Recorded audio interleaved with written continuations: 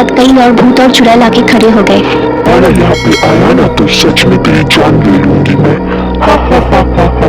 नहीं सर, कल मैंने अपनी आंखों से वहाँ पे एक चुड़ैल को देखी। चुड़ैल उसका गला पकड़ लेती है। चुड़ैल जी मेरी बात सुनिए। रामू कार से अपनी बीवी सीमा के साथ शहर जा रहा था। रामू एक बड़े व्यापारी था और उसको एक शॉपिंग मॉल बनवाना था, इसीलिए वो एक बिल्डिंग ढूंढ रहा था और वो वही बिल्डिंग देखने जा रहा था अपनी बीवी के साथ। उसे किसी से पता चला था कि ये बिल्डिंग काफ़ी वक्त से खाली थी और काफ़ी अच्छे दाम में बिक रही थी। देखना सीमा, जल्दी ही हमारे शॉपिंग मॉल बनाने का सपना सच हो जाएगा और फिर हम लोग बहुत अमीर हो जाएंगे। हाँ, अब बस हमें ये बिल्डिंग एक अच्छे दाम में मिल जाए। हाँ सीमा, सुनने में तो यही आ रहा है कि बिल्डिंग काफी अच्छे दामों में बिक रही। जब रामू और सीमा दोनों बिल्डिंग देखने जाते हैं तो दोनों हैरान हो जाते हैं। रामू बिल्डिंग दिखाने वाले बिल्डर से कहता है, अरे भैया, ये बिल्डिंग तो बहुत ही पुराना है, पहले ही इसका रेनोवेशन और इसको ठीक करने में बहुत पैसा लग जाएगा, तो हमारा बहुत लॉस हो जाएगा। अरे भैया, ये बिल्डिंग कोई लेना नहीं चाहता। मैं आपको इस बिल्डिंग का हाफ दाम दे सकता हूँ या फिर आप चाहे तो हाफ से भी कम दाम में आपको ये बिल्डिंग दे सकता हूँ। लोग इस बिल्डिंग में नहीं आते क्योंकि लोग को लगता है कि ये बिल्डिंग भूतिया है। सच में? फिर तो बहुत फायदा होगा मुझे इससे। क्या सोच रही हो सीमा, ले ले फिर यही बिल्डिंग। सीमा रामू को थोड़ा साइड में खींच के लेके जाती है और फिर उसको बोलती है, अरे सुना नहीं तुमने उस बिल्डर ने क्या कहा? वो बिल्डिंग भूतिया है, भूतिया। आगे चलकर अगर हम लोगों को कोई समस्या आ गई तो? अरे सीमा, तुम भी ना, तुमने ये नहीं सुना क्या? उसने क्या कहा? ये बिल्डिंग हम लोगों को आधे से भी कम दाम में मिल सकती है। तुम जानती भी हो इससे हमें कितना फायदा होगा। ठीक है फिर सीमा बिल्डर से पूछती है, वैसे भैया ये बिल्डिंग उतनी पुरानी नहीं लगती, थोड़ी टूटी फूटी सी है बस। वैसे ये पहले क्या था यहाँ पे? जी मैडम, यहाँ पे पहले एक गेम सेंटर हुआ करता था और फिर एक दिन आग लग गई और सब कुछ जल गया। उसके बाद यहाँ के आसपास के लोग भी चले गए और फिर उसके बाद से इस बिल्डिंग की हालत साल दर साल खराब होती गई क्योंकि कोई भी इसका देखभाल करने के लिए नहीं आता था। अच्छा, सुनने में तो ऐसा ही लग रहा है कि ये बिल्डिंग बड़ी मनहूस है। रामू बिल्डर से वो बिल्डिंग खरीद लेता है और बिल्डिंग की देखभाल के लिए एक वॉचमैन रखता है। उस वॉचमैन का नाम पिंटू था। देखो पिंटू, मैं कुछ दिनों में इस बिल्डिंग का रेनोवेशन शुरू कर दूंगा। तब तक बस तुम्हें ख्याल रखना है कि कोई अंदर घुस के ना बैठ सके। ठीक है साहब, आप चिंता मत करिए, मैं संभाल लूंगा। वैसे दिखने में तो तुम काफी छोटे लगते हो। हाँ, मैं कॉलेज में पढ़ता हूँ और फिर पैसे कमाने के लिए मैं वॉचमैन की नौकरी भी करता हूँ। आप चिंता मत कीजिए, मैं आपकी बिल्डिंग की पूरी ख्याल रखूंगा। रामू पिंटू को भूत के बारे में कुछ नहीं बताता और उसे वहाँ अकेले रख के चला जाता है।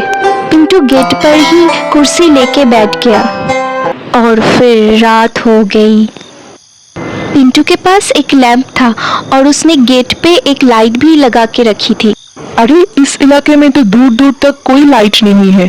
अच्छा है मैंने शाम को गेट पे एक लाइट लगा के रखी थी, नहीं तो मुझे रात भर अंधेरे में रहना पड़ता। फिर वो रात को बैठा ही था कि अंदर से एक आवाज आती है, नाम है कोई, बदनाम है कोई, किसको खबर कौन है वो? ये आवाज कहाँ से आ रही है? मैंने तो शाम से बिल्डिंग के अंदर किसी को जाते हुए नहीं देखा, तो ये आवाज बिल्डिंग के अंदर से कैसे आ रही है? अंदर तो बहुत अंधेरा होगा। अब मैं क्या करूं, बिल्डिंग के अंदर जाऊं या ना जाऊं? और फिर वो गाना नहीं रुकती है, इसीलिए वो लैंप लेके बिल्डिंग के अंदर चला जाता है। ये गाना तो रुकने का नाम ही नहीं ले रहा। पता नहीं कौन है अंदर, कोई मुझे डराने की कोशिश कर रहा है। अभी जाके खबर लेता हूँ इस गाने वाले की। पिंटू बिल्डिंग के अंदर जाके देखता है तो बिल्डिंग के अंदर घना अंधेरा छाया होता है, पर वो लड़की उसे कहीं नहीं मिला। वो वापस जाने के लिए मुड़ा तो उसे एक चुड़ैल दिख गई। देखो, तुम्हें मुझसे डरने की कोई जरूरत नहीं है। मैं तुम्हें नुकसान पहुंचाने नहीं आई हूँ। मैं बस तुमसे इतना कहना चाहती हूँ कि तुम यहाँ से चले जाओ और अगर दोबारा मैंने तुमको बिल्डिंग के आसपास या बिल्डिंग के बाहर कहीं पे देख लिया तो बहुत बुरा होगा तुम्हारे साथ। दोबारा यहाँ पे आया ना तो सच में तेरी जान ले लूंगी मैं। हा हा हा हा हा। इतना बोल के वो चुड़ैल वहां से चली गई और फिर वो भागता हुआ अपना घर आ गया और डर के मारे वो पूरी रात सो नहीं पाया। अरे आज मैंने एक चुड़ैल देखा, कल से मैं नहीं जाने वाला काम में। और फिर सुबह होते ही पिंटू को रामू का कॉल आया। क्या बात है पिंटू, तुम बिल्डिंग में नहीं हो? अभी के अभी मुझसे मिलने मेरे ऑफिस आओ। जी सर, अभी आता हूँ। क्या पिंटू, मैंने तुमको एक जिम्मेदारी दी थी और तुम बीच रात में ही नौकरी छोड़ के भाग गए। ऐसे करोगे तुम नौकरी? नहीं सर, कल मैंने अपनी आंखों से वहाँ पे एक चुड़ैल को देखी और वो मेरे ठीक सामने ही खड़ी थी और उसने मुझसे कहा कि मैं दोबारा उस बिल्डिंग पे कभी ना आऊँ। हाँ हाँ हाँ, मुझे तो लगा था कि तुम पढ़े लिखे हो, लेकिन तुम पढ़े लिखे होके ऐसे जाहिलों की तरह बात कैसे कर सकते हो? नौकरी नहीं करनी तो मत करो, मैं किसी और को रख लूंगा, लेकिन ऐसे कहानी बनाना बंद कर दो। और फिर पिंटू को याद आया कि उसको उसकी कॉलेज की फीस भी भरनी है। नहीं सर, मुझे मत निकालिए, मुझे इस नौकरी की बहुत ज़रूरत है। मुझे मेरी कॉलेज की फीस भी भरनी है और ऊपर से मुझे रूम का भाड़ा भी देना है। मुझे ये जॉब करने दीजिए। हे ऊपर वाले, अब तुझे ही मेरी मदद करनी पड़ेगी। अगर मुझे नौकरी की इतनी ज़रूरत नहीं होती तो मैं यहाँ पे कभी नहीं आता। और फिर तभी उसे कुछ धुआं और एक रोशनी नजर आती है बिल्डिंग के अंदर से। और फिर उसे बिल्डिंग के अंदर से वो चुड़ैल बुलाती है और वो अंदर जाते ही चुड़ैल उसका गला पकड़ लेती है। चुड़ैल जी, मेरी बात सुनिए, मैं बहुत मजबूर हूँ, इसीलिए मुझे यहाँ पे फिर से आना पड़ा है। चुड़ैल उसकी बात सुन के शांत हो जाती है। देखो, मैं बहुत मजबूर हूँ, मुझे ये नौकरी करना पड़ेगा। मैं गांव से बहुत दूर शहर आया हूँ पढ़ने के लिए और मुझे पढ़ाई के लिए फीस जमा करनी पड़ेगी, इसीलिए मैं ये नौकरी कर रहा हूँ। अच्छा, मैं समझ गई, लेकिन फिर भी मैं तुमको यहाँ पे नौकरी करने नहीं दूंगी। तुम्हें क्या, मैं किसी को भी यहाँ पे नौकरी करने नहीं दूंगी। तुम भाग जाओ यहाँ से। लेकिन ऐसा क्यों चुड़ैल जी, क्यों ऐसा है? तुम बहुत सीधे लगते हो, इसलिए मैं तुमको बता रही हूँ। दरअसल यहाँ पे एक बहुत बड़ा गेम सेंटर था पहले और मैं वहाँ पे काम करती थी। इस बिल्डिंग के इंजीनियर ने इसको बहुत गलत तरीके से बनाया था और सुरक्षा का बिल्कुल ध्यान नहीं रखा गया था।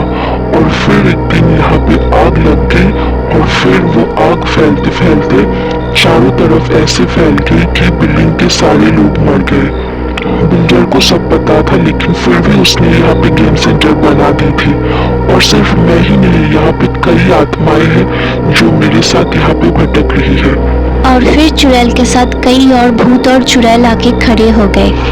इस बिल्डिंग में जो भी बनेगा वो खड़ा भी बनेगा और हम नहीं चाहते कि हमारे साथ जो हुआ वो किसी और के साथ हो। ठीक है, मैं समझ गया और तुम लोग चिंता मत करो, मैं इसका कोई ना कोई हल जरूर निकालूंगा और मैं अभी तुम लोगों के साथ हूँ।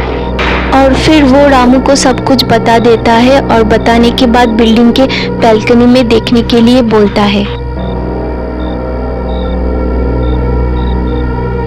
हे भगवान, ठीक है, अब इस बिल्डिंग का काम मैं बहुत ही सुरक्षा के साथ ही करूंगा और वो भी इसे पूरा तुड़वाने के बाद ही।